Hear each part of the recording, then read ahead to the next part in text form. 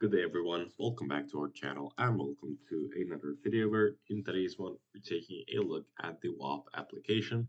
I'll be showing you guys how can you set up your password, your new password, how can you reset your password on your Whop account. So let's jump right into it.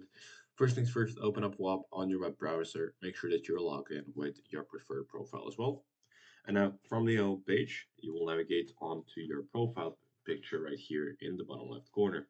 Then click on security and privacy. And now in order to set up your two-factor authentication or another password for your account, you will click on the first one with a code with an authenticator app or with a text message via SMS. So click on enable and start your process by setting up your two-factor authentication.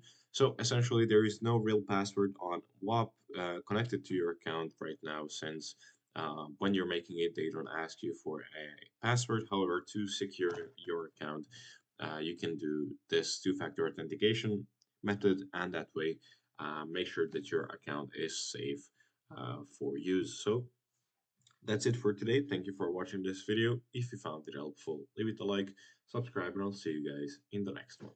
Goodbye.